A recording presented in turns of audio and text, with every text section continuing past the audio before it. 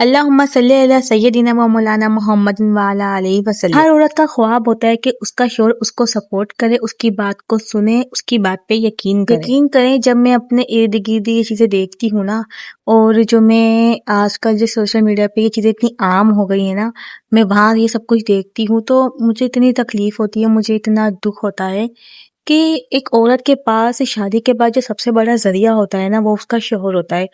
तो वो पूरी दुनिया छोड़ के, वो पूरा अपना घर-बार छोड़ के अपने शौहर के लिए ही उस घर में आती है। वो उसको यही एक्सपेक्ट होता है कि मेरा शौहर ही मेरा सब कुछ है। घर में मैके में माँ-बाप होते हैं जो उसको पूरा सपोर्ट करते हैं, और ससुराल में जो है ना, वो सिर्फ़ और सिर्फ़ अपने शौहर के ऊपर डिपेंडेंट होती है कि वो जब उसको सुनेगा, उसको समझेगा, वो जो कुछ बताएगी उस पे यकीन करे। शादी से पहले जब माँ-बाप एक बेटी को पालते हैं, उसकी केयर करते हैं, उसको इतना बड़ा करते हैं, तो सारा का सारा सब कुछ माँ-बाप के ऊपर होता है। लेकिन जब वो अपनी पली-पलाई बेटी एक मर्द को दे देते हैं, एक उसकी शादी कर देते हैं, तो सारी की सारी ज़िम्मेदारी शौहर के ऊपर आ जाती है। लेकिन आजकल ना शौहर ये बात समझ ही नहीं रहे हैं। शौहर को सिर्फ़ क्या नज़र आता है कि हमारी बीवी झूठ बोलती है। अगर वो बताती है कि घर में सास हो गई और नन वग़ैरह हो गए, उसके साथ कुछ गलत करते हैं या जो कुछ भी करते हैं, वो यकीन नहीं करते हैं। वो कभी भी अपने माँ-बाप के खिलाफ नहीं जाएगा, वो कभी भी नन के खिला अपनी बहन के खिलाफ नहीं जाएगा, अपने माँ के खिलाफ नहीं जाएगा, उसको हमेशा अपनी बीवी ही गलत लगेगी। तो आज हमारी वीडियो का ना यही टॉपिक है, और इंशाल्लाह हम इस पूरी तह तक पहुँचेंगे कि इसका क्या हल है। और काफ़ी मेरी ऐसी प्यारी-प्यारी बहनें हैं जो इसी परेशानी में मुब्तला हैं, तो उनके लिए मैं हल लेकर आई हूँ कि इंशाल्लाह आपको मेरी वीडियो पसंद भी आएगी। तो वीडियो को लाज़मी पूरी देखना, सपोर्ट करना, मेरे चैनल को सब्सक्राइब करना, लाइक करना, शेयर करना, और अपना मसला भी मुझे लाज़मी बताना कमेंट में। जो भी आपका मसला है, मैं इंशाल्लाह उस पे वीडियो बनाकर आप लोगों को मोटिवेट करूँगी। ठीक है जी। अस्सलाम वालेकुम माय यूट्यूब फैमिली, उम्मीद है कि आप सब ठीक-ठाक होंगे और बहुत मज़े में होंगे। चलिए जी, हम अपनी वीडियो की तरफ चलते हैं। देखिए, सबसे पहले तो मैं आप लोगों को ये बोलना चाहूँगी कि जो मेरी प्यारी-प्यारी बहनें जहाँ गलती करती हैं ना, सबसे पहले तो वो ये है कि अपने शौहर के सामने ना अपनी सास की और अपनी ना नंद की बुराई करना शुरू कर देती हैं। आप पहले मुझे ये बताएँ कि आपका रिश्ता आपके शौहर से अभी जुड़ा है। उन दोनों का रिश्ता उनको कब से जुड़ा हुआ है, ठीक है ना? आपका रिश्ता अब जुड़ा है, उनका कितना पुराना रिश्ता है। वो आपकी बात पे यकीन करेंगे या फिर अपनी बहन के और अपनी माँ की बात पे यकीन करेंगे? आपको थोड़ी-सी अकल होनी चाहिए इस बात के लिए ना। थोड़ी समझदारी के साथ थोड़ा दिमाग का काम किया करें, और दिमाग से काम लिया करें। आप तो इस तरह से अपने शौहर के दिल में नफ़रत पैदा कर रही हैं। वो यही बोलेगा ना कि भई मेरी माँ और मेरी बहन ना कुछ नहीं कहती है, यही उनके पीछे पड़ी रहती है। जब मैं घर में घुसता हूँ, उसकी वो बुराइयाँ शुरू कर देती है। आज इसने ये करा, आज इसने ये करा, आज इसकी सास ने उससे ज़्यादा काम करवा लिया, या फिर इसकी क्या नाम है, नैन ने जो ना कुछ उल्टा-सीधा बोल दिया, तो वो शुरू कर देती है। तो आपने ना भई ये तो गलती करनी ही नहीं है आपने पहले। यहाँ ना मैं आप लोगों को ना छोटी-सी मिसाल देती हूँ। अच्छा, फ़र्ज़ करें आपकी जो भाभी है, ठीक है, अगर आपकी माँ की बुराई करे आपके भाई को, आपको कैसा लगेगा? आप क्यों बुराई करे? क्योंकि आप यहाँ पर भाभी है ना, वहाँ तो आप भी नंद ही हुई ना। आपकी बुराई करे, आपकी जो है वो माँ की बुराई करे, आपको कैसा लगेगा?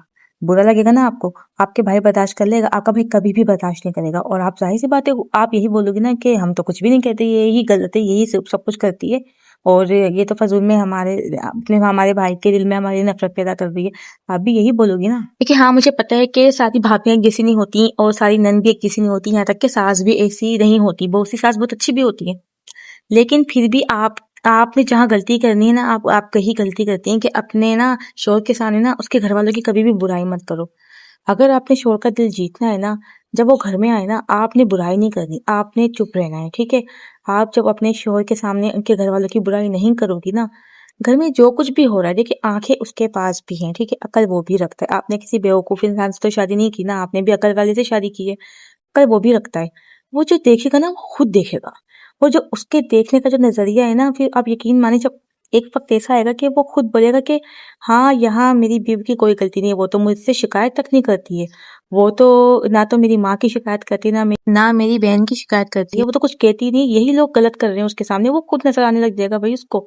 आप ये थोड़ा-सा करके देखें, और यकीन मानिए, अगर आपने ये कर लिया ना, तो आपका जो वैल्यू है ना उसकी नज़रों में, आपके शौहर की नज़रों में, एक तो वैल्यू हो जाएगी, उनका मुकाम हो जाएगा आपकी नज़र में, उनकी नज़र में आपका एक मुकाम हो जाएगा, ठीक है? वो आपसे मोहब्बत करेगा, आपकी केयर करेगा, आपके लिए स्टैंड लेगा। सबसे बड़ी बात वो आपके लिए हर एक चीज़ के लिए स्टैंड लेगा क्योंकि उसको पता चल जाएगा। जब आप ही उसको अलग से भरती रहेंगी तो ज़ाहिर-सी बात है उसका दिल खराब होगा, वो बोलेगा यही भरती है, भई यही इसकी कुछ गलती है तभी तो मैं घर में घुसता हूँ और इसने बुराई शुरू कर दी। तो भई आपने कोई बुराई नहीं करनी, वो बुराई करती रहे। आपकी बुराई अगर वो लोग करते हैं ना अपने आपके शौहर से, वो बेशक करें, आपने अपनी तरफ से कुछ नहीं करना। अगर आपके शौहर आपके कुछ सवाल भी करते हैं, आपने आराम से नरमी के साथ पूरी बात बता देनी है, वो भी जब वो पूछें। ताकि अगली दफ़ा अगर ये बात का ज़िक्र भी हो ना तो आप यही बोलेंगी कि मैंने तो आपसे कुछ कहा ही नहीं था, आपने मुझसे पूछा तो मैंने आपको बता दिया। तो इससे आपकी गलती कहीं से नज़र आएगी ही नहीं, गलती सारी उनकी ही नज़र आएगी। तो आपने ना ये सबसे बड़ा पॉइंट है, इसको आप नोट कर लें कि आपने यही करना है। यकीन मानिए मुझे ना एक ड्रामा याद आ गया, पाकिस्तानी ड्रामा है, वो ड्रामे का नाम क्या था? दूरे शहवार। यकीन माने उस ड्रामे को देख कर ना मेरी अक्ल हैरान हो गई। वो ड्रामा मेरी नई-नई शादी हुई थी, मेरे पास फेसबुक पे क्लिप आ गया था, तो वो क्लिप मैंने देखा, उसकी वजह से मैंने वो पूरा ड्रामा देखा। यकीन माने इतना कोई ज़बरदस्त ड्रामा बनाया है ना, जिसने भी बनाया है। मैं कहती हूँ उस लड़की ने उस ड्रामे में जो है ना लड़की का नाम वो है सनम बलोच। मैं कहती हूँ उसने जो एक्टिंग करी है, एक्टिंग को चलो वो भी साइड में कर दो, इस जो स्टोरी है उसकी, उस ड्रामे में एक दिखाया गया है कि एक लड़की ने अपनी शादीशुदा जिंदगी को ना किस तरह से उसने अपनी शादी बचाई है, किस तरह से उसने स्ट्रगल किया उसने अपनी शादी पे। ना तो उसका शौहर सही था, ना उसके घर वाले ठीक थे। वो पूरे के पूरे 2 साल अपने ससुराल वालों के साथ रहती है बिना अपने शौहर के।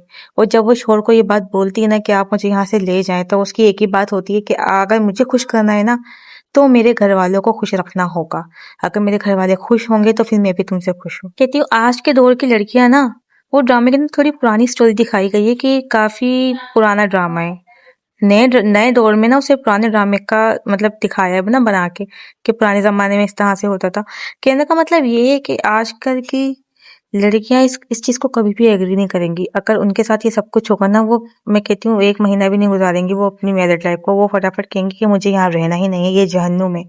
और उस लड़की ने पूरे 2 साल गुज़ारे इस सबब से कि मैं एक वक़्त ऐसा आएगा कि मेरी खामोशी, मेरा प्यार और मेरा स्ट्रगल ना मेरे ससुराल वाले भी देख लेंगे, उनको नज़र आ जाएगा, उनकी आँखें खुल जाएँगी और उनको ना मेरे अंदर कोई अच्छाई नज़र आ जाएगी और मेरे शौहर भी सुधर जाएगा। और ऐसा ही होता है, पूरे के पूरे 2 साल के बाद जब उसका एक बेटा भी हो जाता है ना, उसके बाद उसके शौहर को अकल भी आती है, उसके ससुराल वाले उससे मोहब्बत करने लग जाते हैं और वो अपनी बीवी को वहाँ से ले जाता है।